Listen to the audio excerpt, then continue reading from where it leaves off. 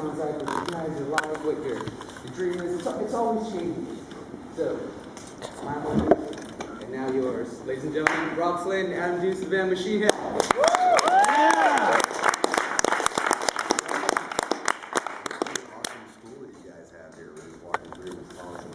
Nothing, I can't think of anything like this where we live. I've never even heard of anything like this. Yeah, it's pretty cool. Pretty amazing. Pretty awesome. You guys get to just come to school every day and do exactly what all I wanted to do the whole time I was going to high school.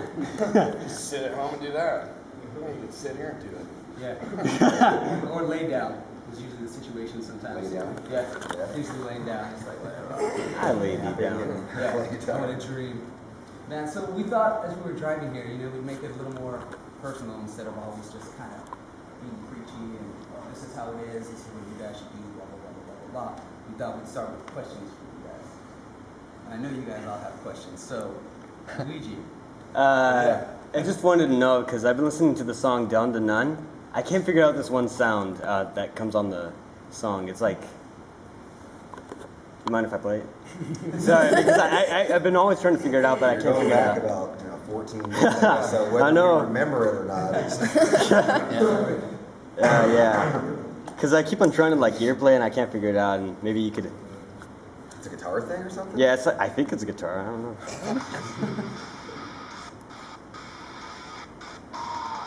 Wait. That like little sound in the background. Oh yeah, that's the harmonic that Logan played and then Adam hated. We recorded it, like Logan just recorded this noisy part, and it was just like a noisy, just kind of randomly moving over the harmonics. But it just kind of added something. We created it. I'm like, I hate that part. What is he doing there? Yep, that boot thing. Yeah. Pointless. Yeah, sometimes you just put like little ear. Sometimes the point of things like that is just to put little ear candies in. Like if a part's doing something and it needs something to kind of make it different, so that the next part when it comes in sounds like in a different key or sounds in a different thing. You just add little ear candies in there that you might not even catch on the first time that you listen to the song. Yeah. But it's just adding this. A lot of times what I'll do is I'll just put in a feedback track of just feedback.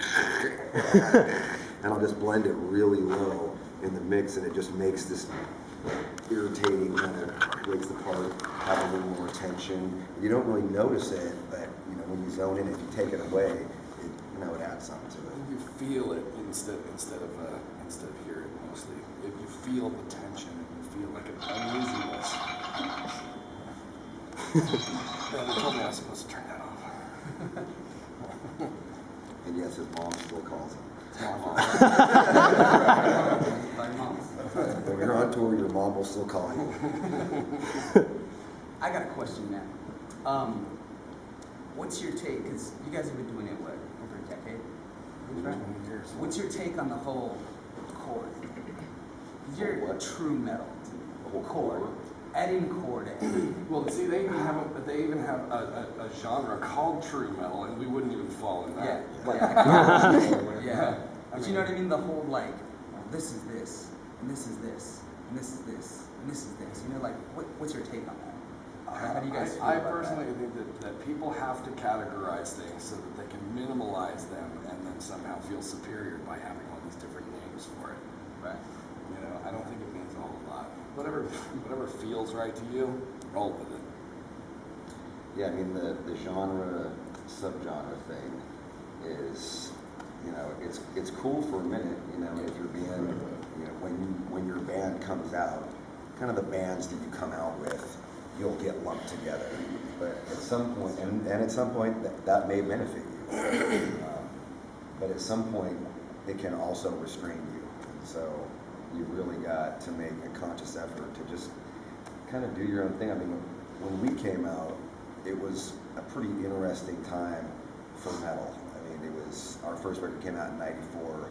Basically, metal was dead, and Headbangers Ball was gone, and, in America, it wasn't cool to play metal, and here we were these, we had grown up in basically what was the golden era of thrash in the Bay Area, and we wanted to play heavy music still, and so we started writing and doing this stuff. But there was other things that were coming out, and to speak of core, we were listening to a lot of hardcore, which was and we were mostly hanging out in like the punk rock and hardcore scene because that's really the only scene that was still around. Places like Your Place 2 and Gilman Street, and seeing bands like Rancid and Sleep and Grinch, and so it was kind of an alternate. I mean, we were metalheads, and they all knew us as the asshole metalheads fight at their shows. But we just kind of forged our own thing. I mean, we started rehearsing in a jam space that we shared with 5 other punk rock bands, and we just kind of did what we wanted to do, not because it was cool or because it was the hot thing to do. It's just this is what we were, when we jammed. Yeah, it's something that wasn't being done anymore. We started out to create the thing that we missed in the scene, and add a new element to it as well. Like add something fresh that hadn't been done. We started incorporating a lot of groove into hardcore and thrash and these weird melodic bits. And for us, we came up in this. We were so far outside of what was happening anyway everywhere else that we kind of just existed in this little bubble. And for a long time, we've been, like we were bringing up the true metal, like we don't consider ourselves true metal. Yeah. We've just kind of been over here doing our own thing. And, the bands that came up and other bands have come up and got more popular and then they disappeared. And we've just kind of kept on going, doing our own thing. And at some point, everybody just kind of going, hey, what they're doing is pretty cool, and kind of started lining up behind us. And it was a good, it was a great way to come about writing music, because it was really just about for very selfish reasons we were writing. We wanted to get goosebumps, and if we got goosebumps, then fuck everybody else. Yeah. I think I tried to tell them a lot that in class sometimes. It's like, do your thing. Don't worry about what's cool right now. Don't worry about being accepted. What's relevant. Worry about writing from the heart. Kind of like Pantera's The Great Southern Trendkill, where it's like, fuck the trend, we do our own thing. Yeah. Basically. Within what you believe. Yeah. Parker over here. These 3 right here in a band called Maldivera, by the way. Called what? Check them out. Maldivera, right on. He's got a question for you. I was wondering, okay, so I guess I don't know exactly some of the history and stuff, but so when you left Violence, did you, in that period of time, what, so were you just kind of, Machina was just kind of in the works, and were you guys, I don't know, I think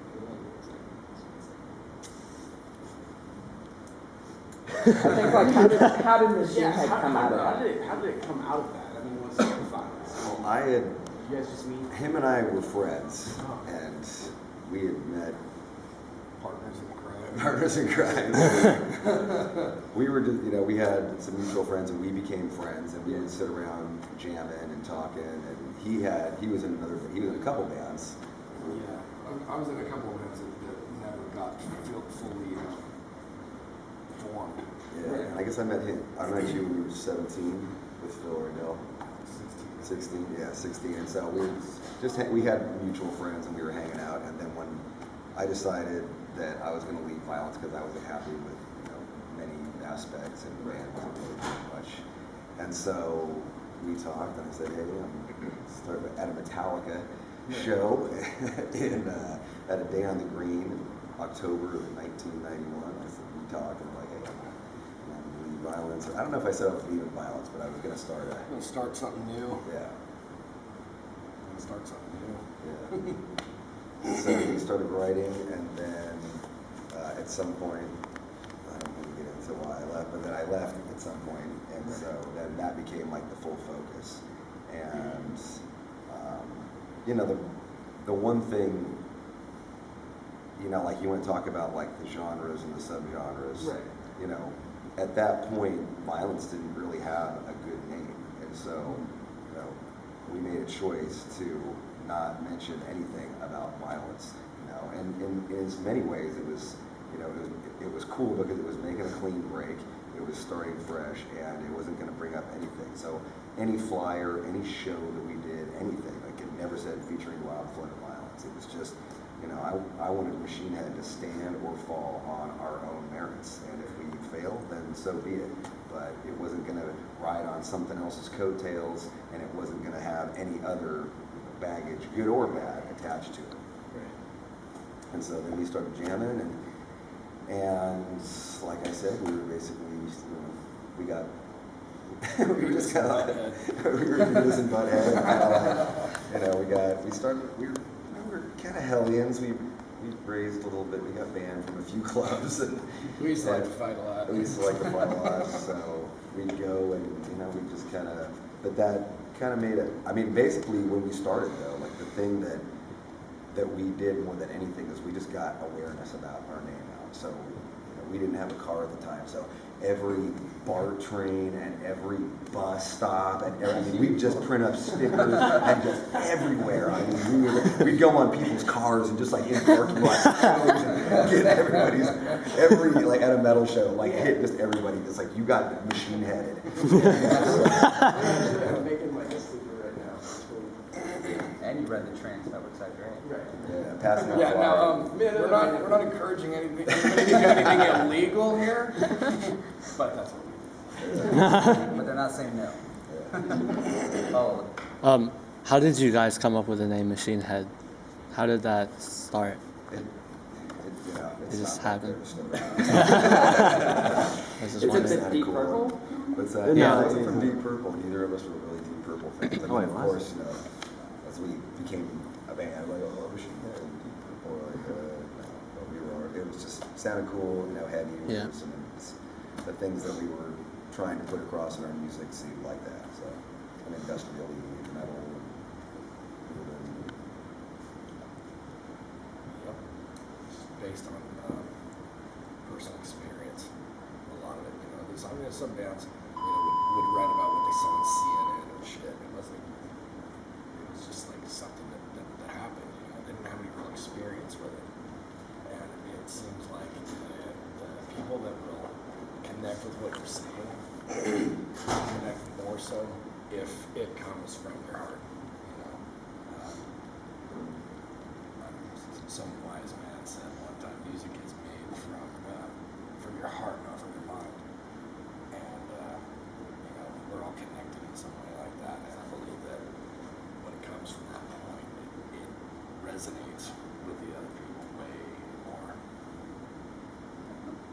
and I know this is a weird question. I hate when everyone asks us, but what was your favorite tour? Or most memorable?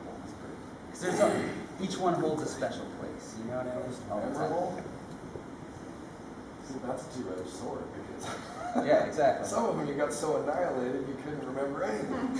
That means it might have been good. And some tours you'd rather forget. Disaster. One of those annihilated tours was with Pantera. That was really cool. A lot of cool stories came out of that. What was it like to Good work with Pantera? Never every Yeah. day. Stand up straight. It was awesome some days, and it was crazy. There's some of those dudes that you could probably just guess had some crazy mood swings. And one day that everything would be all great and cool, and then the next day, this guy's got a problem. It's gonna be Phil. How about the worst then? How about that? The worst? Yeah, the worst tour that you wish you could just erase. Like for me, it was when my band went on our first Warped Tour. I hated it, and I swore to God we would never do it again. And the next 3 years, we were on it. You know what I mean? I'm just like, really? We're here? Why? But what was one of those for you guys? That was just like, what did we get into?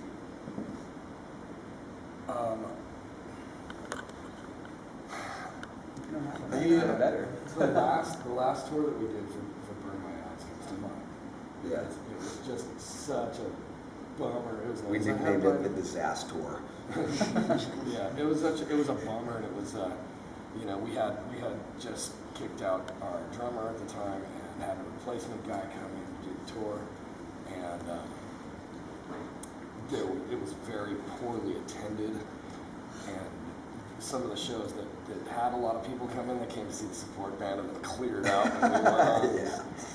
It was like, a huge letdown. And then we had to go right in after doing that tour and somehow maintain a high level of self-esteem and put out another record. Yeah. And this is just a really, really bad way to wrap up a touring cycle. You know, the thing too, though, it was bad in some ways, but there was so many, like, I have, like, like you have the horrible memories about, like, well, unattended shows, 30 people in Houston, Texas, we had 90 people in Hickory. We did 9 shows in the Carolinas, which is just unheard of. I mean, you barely do one show in North or South Carolina. And so, the thing was that it was 15 people on a bus, so there's 12 bunks in a bus. So that means every single bunk was taken. 2 people slept in the back, 1 dude slept in the front. Everybody smoking cigarettes and other things, and just tube. You just walk in, it was like smoke. And you walked in, and but I have so many like amazing, funny stories from that tour. Like him and the guitar player. We were sharing a bus with the opening band, and him and the guitar player just did not hit it off. And the guitar player's bunk was right above him, and the dude hated cigarettes. And so he'd sit there and he'd just smoke outside of his Oh my God. just to like piss him off. And but dude, I can do it. I mean, just crazy, it was like crazy and fun. Like we played Houston, and like the show was like, it was so super poorly attended. And the promoter was being an ass and like wouldn't give us any, we had to like, I think we talk some chicks into buying us some vodka and beer and stuff. And so like in protest, our drummer played naked. So like it was bad in the one sense, but like I had so much. I mean, like every time I turned around, I just like couldn't stop laughing. Just like things like that. So you take the good with the bad, and you got you get through it, and it's like there'll be some highs and there'll be some lows, but you gotta there were some great memories. I mean, I can think of like 100 Carlisle stories that are, our guitar tech Jack Carlisle, who was just like uber extrovert guy, running down the street in Canada naked, or in his wife's panties. And that's one of the things that I admire personally about you guys is that we talk about in the car. You've trudged through all the changes. You know what I mean? It was like time comes by and like passes, and you had just kept going. You know what I mean? It's one of those things that I admired. I think if you guys do history on everything, you should admire an artist too, because it's very important to say like not only be true to yourself, but like true to like the music that you want to play, and like most importantly like true to the art. Like people won't take music seriously when you're switching gears all the time, and that's one of the things that you guys do. You added elements, you added new things, but at the same time it was still machine head. I put it on, I heard your voice, and I was like, it's Flynn, man. It's the way it is. So let me ask you this: how'd you come about the machine head style? Like before you were machine head, like when you were just Adam and Robb, when you were 14 in your room. You know what I mean? What was it that kind of led to your own personal style? What did you practice? What records did you play to? Like I personally played Shout at the Devil and stood on my bed with a chair and thought I was Tommy Lee for the intro. I jumped off. I was Vince Neil. I was Nikki Sixx. You know what I mean? But I was like, I wanted to be everything at once, But what was it for you guys? Well, when I was a kid, I was in a couple of reform schools that were kind of Christian-based, and outside media was not allowed. And the only thing that you're allowed to have is the Bible, and you're not going to get a whole lot of musical influence. So I was totally ready to hear something when I got out, and Logan he dropped Metallica and Black Sabbath and Exodus and Celtic Frost and Iron Maiden on me and Dio, and at that point I had no idea that music could sound like that or make you feel that way. And when I heard it for the first time, I was completely in, 100%. I was probably, where do I sign up? That's what I want to do. And then you start collecting stuff. And back then we didn't have YouTube. We didn't have computers. We didn't have cell phones. We had to trudge uphill both ways to school in the snow with no shoes on. But you'd wear your tapes out, rewinding something like you're doing right now. You're trying to figure out what that sound is. You're like, rewind it, play it again. Okay, I think this is what he's doing. And you just stretch those things out until they wouldn't play anymore. Just trying to hear that stuff. But you hone in on a skill that's very important later. That's training your ear to hear certain things. Just concentrating on that stuff. And if you're doing that, and that's more fun than anything else you got going on, you just keep doing it. I mean, I found myself kind of hermitized because I was so into doing that every day. I didn't even care about knowing other people. I was just like, I don't care about what's going on outside the house because what these guys are doing in here is fucking awesome. Yeah. I mean, you didn't really have any lessons either, right? I tried to take some lessons, and I didn't like what he wanted to teach me, so I just taught myself.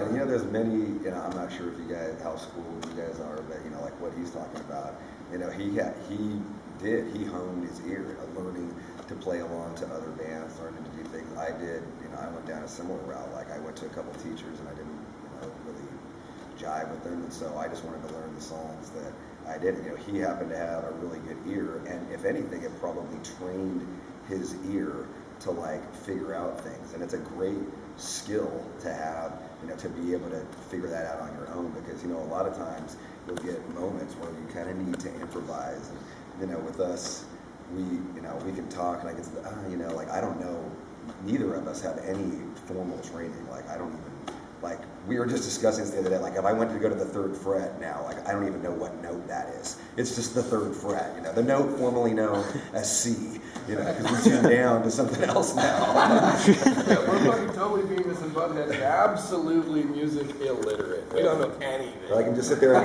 go to the 3rd fret, or go to the evil note, and he'll know, go to the sad note, go to the evil note, go to the 3rd fret, so you can sit there and you can kind of figure it out like that. Or I can just hit the note, and he'll hear the note and know what I'm playing, and he can riff off that note and do runs off of that key. So little things like that, and it just kind of makes a band gel. So it's a super, it's a great skill to learn and practice. So, another question. You guys got a lot of records. How do you pick the songs for your set? 'Cause that's a lot. I mean, with this set, we did. With this set, we're focusing on the new record because it's getting a great reaction and people are stoked on it. But we want to hit something from every record because we've got fans from all the eras of the band, and then of course we've got detractors that go, that record sucks, and so we go, we're going to play a song off of that record too. Just for you. We can't let them win because you're going to have detractors, you're going to have critics, and you're going to have people that go, who's that? You just do it, you do your thing, and you own it, and you be proud of it. Like we think it's a great song. It was a great song for the moment we were in, and there you go. And you'd be surprised. We've got this one record called Supercharger, which any journalist will be like, oh, the fans hate that record. We play the song Bulldozer off of Supercharger, and people go bananas. I mean, they just rage, and it's awesome. It's just, like you can't let them win. Anybody else got any questions? Let's have all kinds. And don't be scared. I know you do. Shannon. What mottos do you guys live by? What's that? What mottos do you guys live by? Mottos?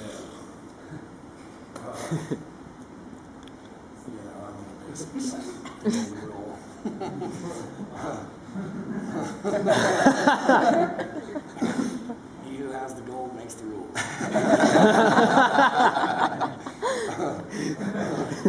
Elaborate. What do you mean?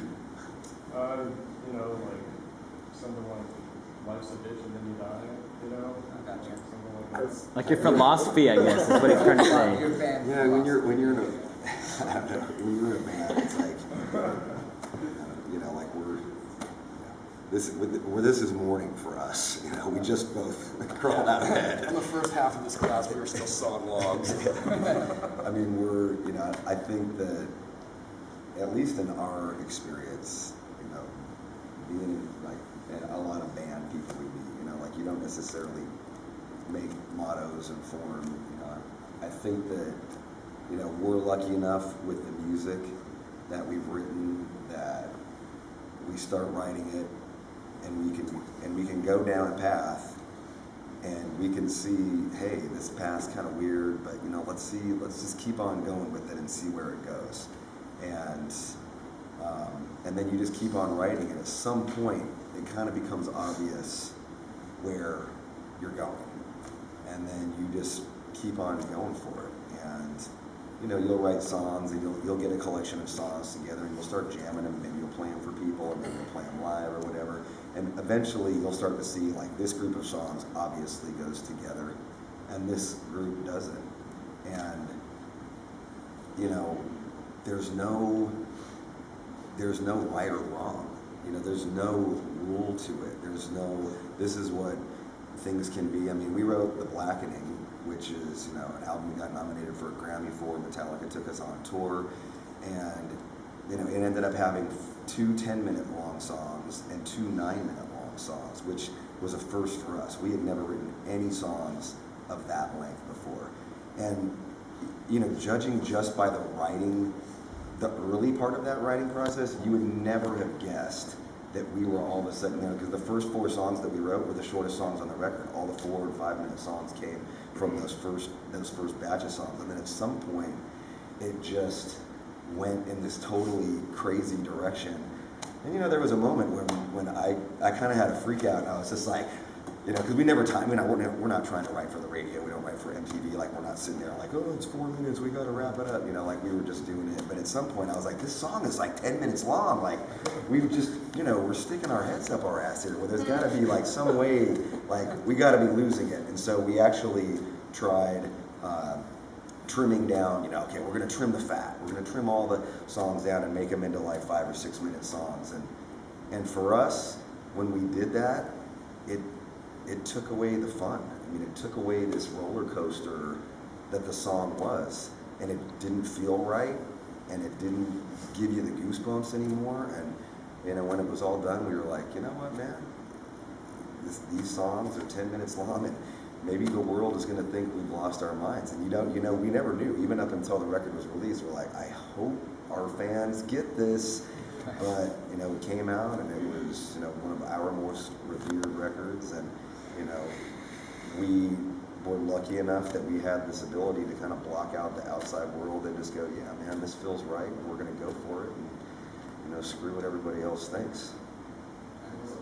Not to ruin the set, because a bunch of us are going tonight, but playing any of your long songs tonight? I can't tell you that information. Privileged access. Hey, how was that Metallica tour? It was awesome. I mean, you know, when you start off, you know, being introduced to this kind of music by a group of people that end up taking you out on tour, you know, it's a surreal kind of a feeling, and amazing, and you know, to be there talking to these guys, you know, taking us for rides on Gulfstream G5 and shit. It's just like, just insane. It's like, man, I started playing because of what you guys were doing back in the early 80s and shit. And now we're fucking sitting here sharing a stage with you guys. And to think about all of the time and all the water under the bridge from that time that I was a kid, just totally inspired to do that, you know, and learning how to do it, and coming full circle to being on tour with these guys. It's something that you can't really put into words. It's kind of like playing on stage. You have to take that drug. You know what it feels like. You know, it's an amazing thing.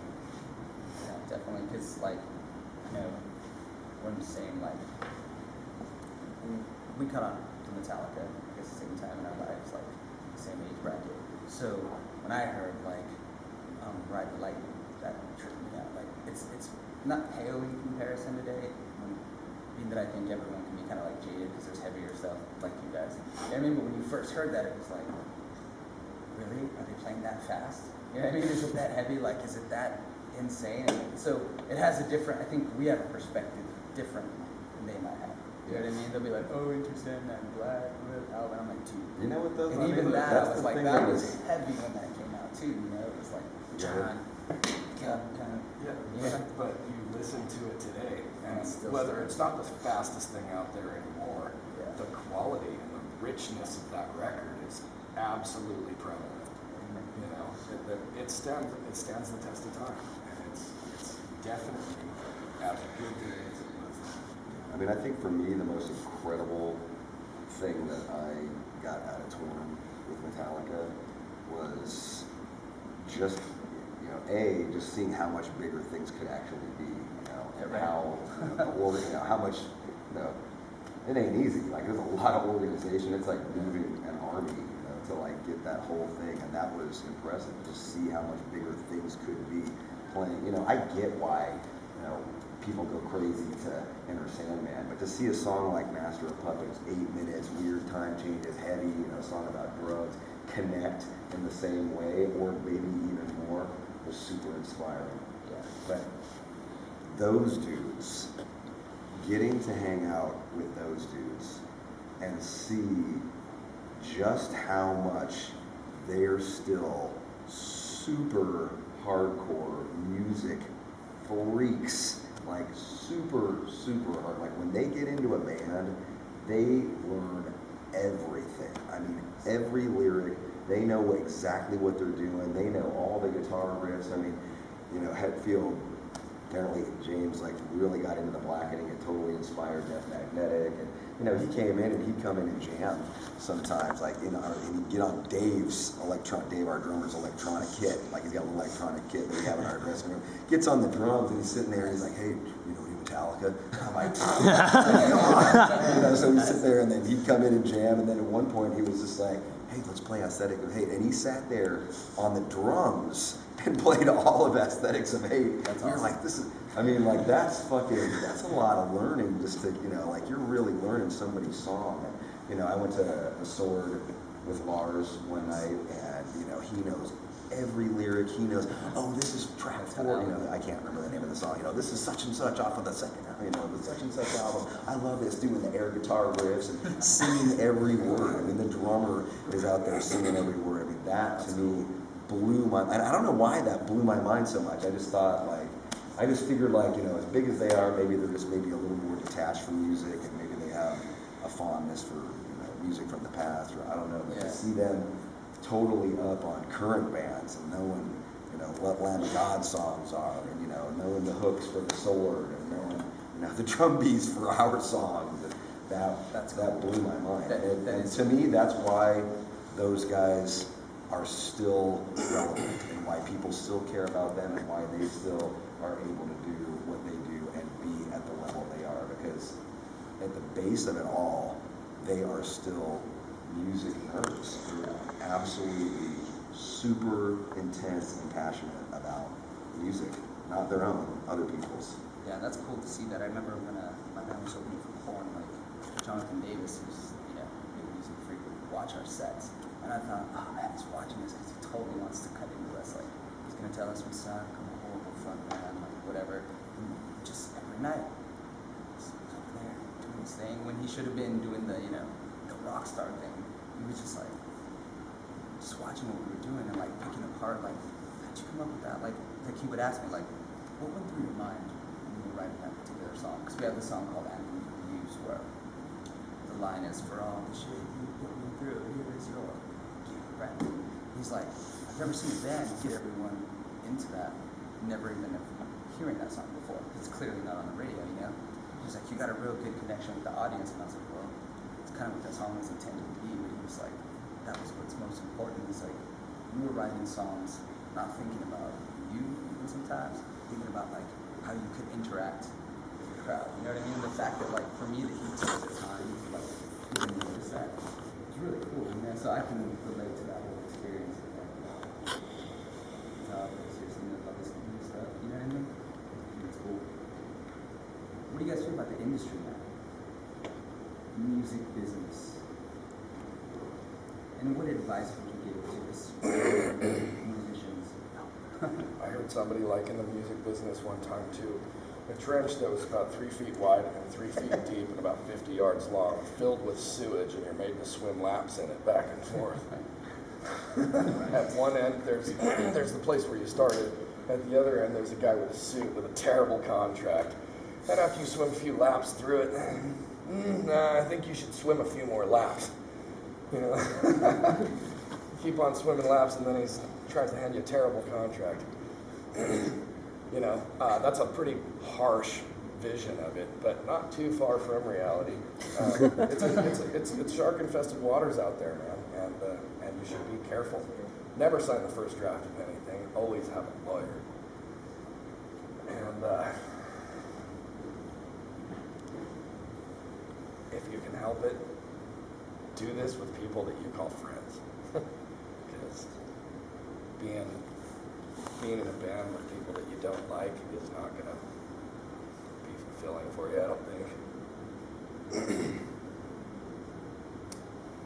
Though you won't like your band members from time to time. That happens.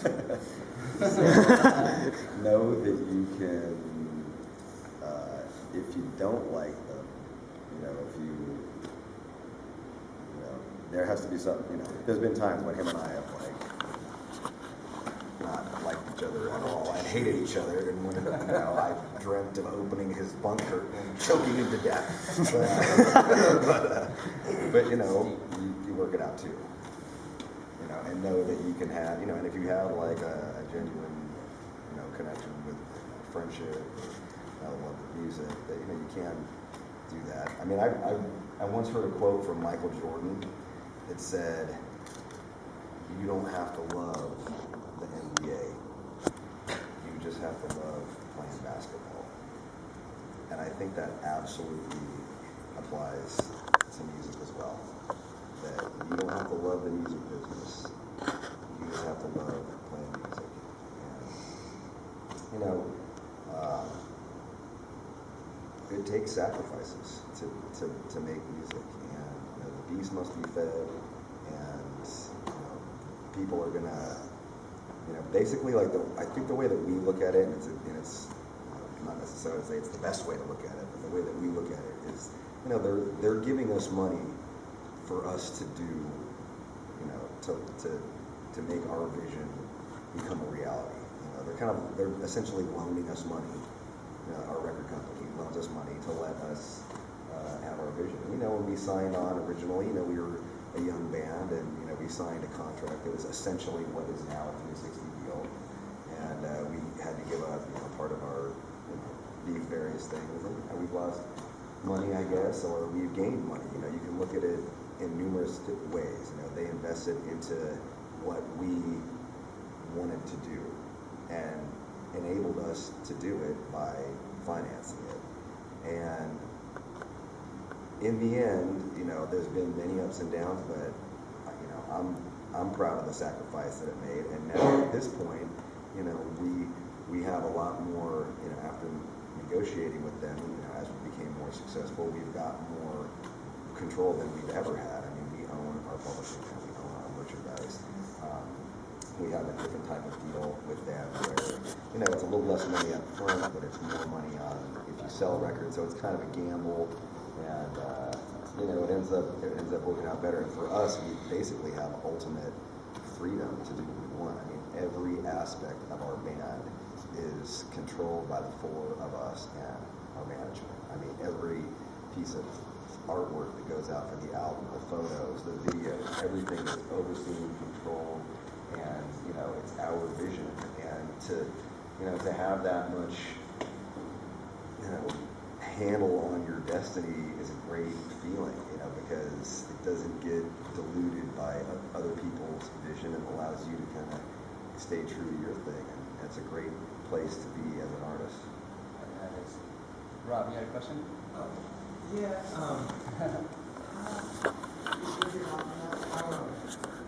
Important do you think it is these days to go with the label?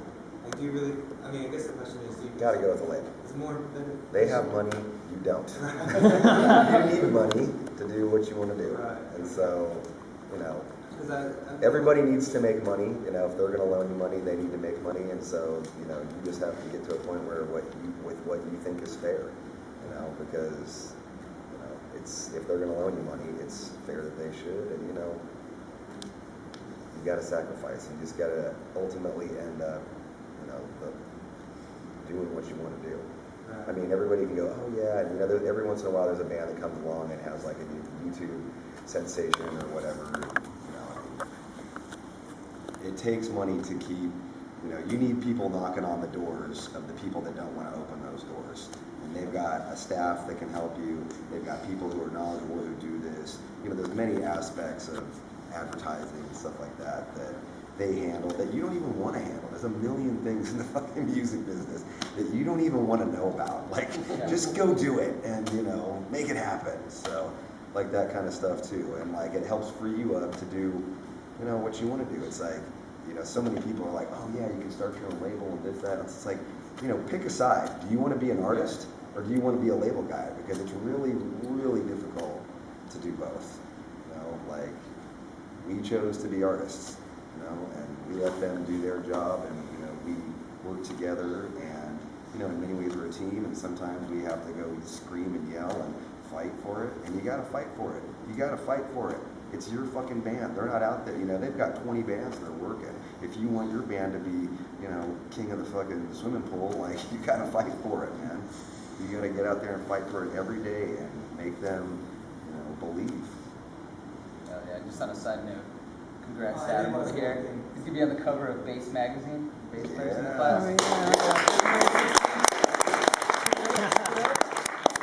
yeah.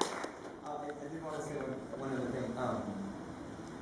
I saw you guys in, I think it was 97 or 98 on tour with Neurosis. Oh, wow. Cool. In Louisville, Kentucky. Oh, nice. Yeah. Toy Tiger. Toy Tiger. Yeah.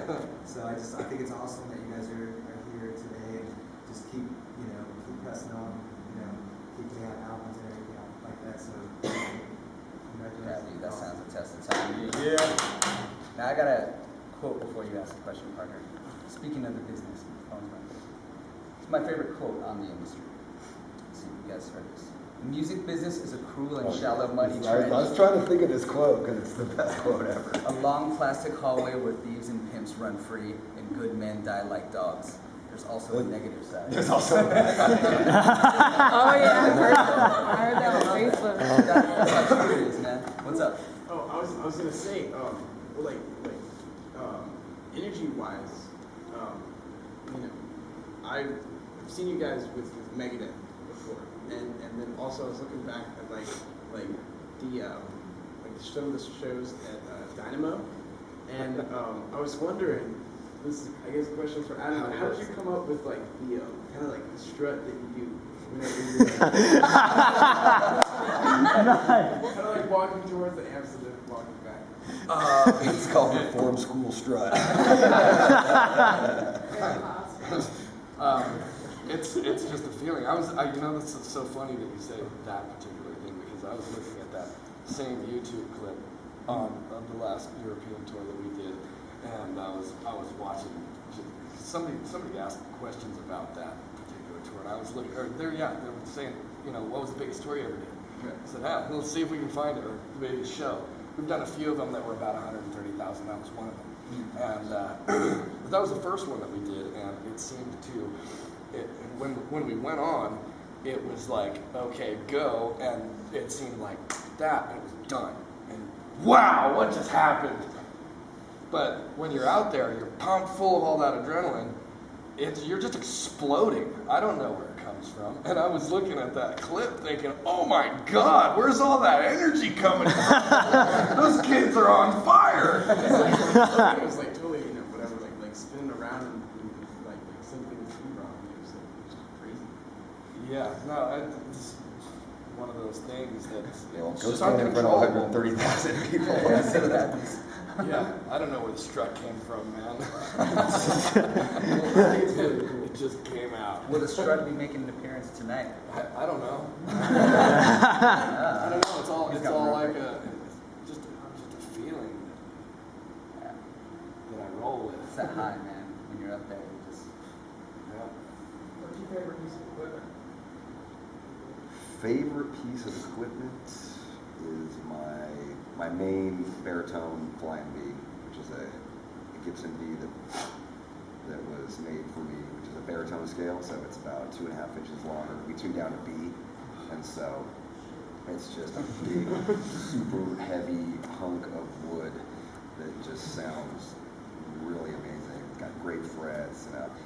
I've had it now for about 3 years, and it's just got vodka and sweat, and just it's all settled in, and all of that stuff adds character. Like believe it or not, like the more that you kind of thrash a guitar, the better it sounds, and it's really chunky now. Yeah, one question is, I saw a video and it was at some festival, I forgot what it was, and y'all were playing Davidian, and like you managed to just get like as far as you could see, just running in a big circle. And what are like some tips? How do you get a pick on this? Yeah, what are like some tips of like, I don't know, how to get a crowd to do what you want,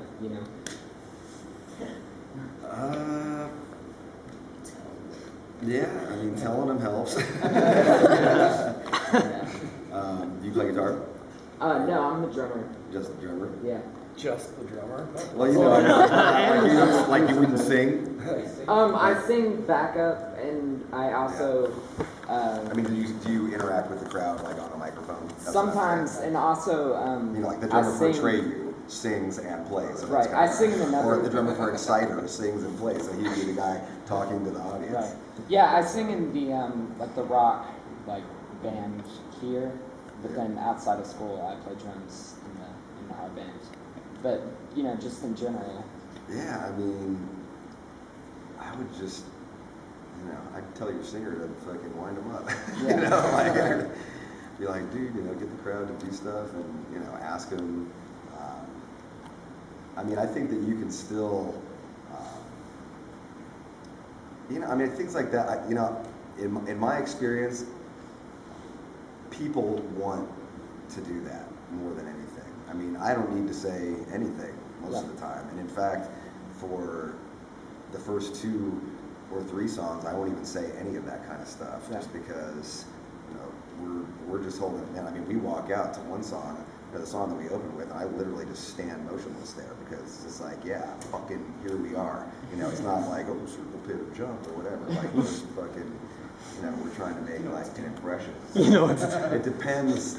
I think that people will naturally do that, and I think that your performance can inspire that, and that performance can be by playing super crazy. As a drummer, like I love watching visual drummers. Like I love it when drummers are like fucking all over the place and fucking, very. Animated. I mean, like our drummer is, a drummer that you can watch. Like you can just watch Dave for a while and be like, "Fuck, man," And we had, the guy from Snod, Jamie. Yeah, I mean, we've been on tour with drummers who, or Dave Lombardo. You watch Dave Lombardo, and he's just, what's that? Shannon Larkin. Yeah, Shannon Larkin. Like these very animated drummers where, it's kind of a, and it makes people it gets people pumped. And so I think that, you can do. You can do all of that just in your performance, or you can just completely stand there and just, put out a vibe, and that can have the same effect. Cool. You have a question there? So I know with any type of music, you're going to be professional, that type of music, you're just going to surround yourself with that type of music, right? So you guys play metal, and you get familiar with yourself, and obviously surrounding yourself with metal. But my question is, with being unique and actually becoming big, you have to have unique influences that aren't just notes. So We listen to everything. yeah, I know. That's what I mean. What are some of your influences besides? But what are you listening to now? What I'm listening to right now is not something that's necessarily new, but it's just totally got me by the balls right now. It's this band called Ignite. Oh, nice. Yeah. It's called Darkest Days. I just can't stop listening to it. But it's kind of like a punk rock vibe. Pop punk. It's kind of pop punk, but I mean, I like shit like that. Green Day and Yeah. See, it's all right. Blink-182, yeah. It's all right. I fucking love that shit. High energy, wide open. Ah, fuck you. Well, I want to thank you guys for coming. Everyone make some noise.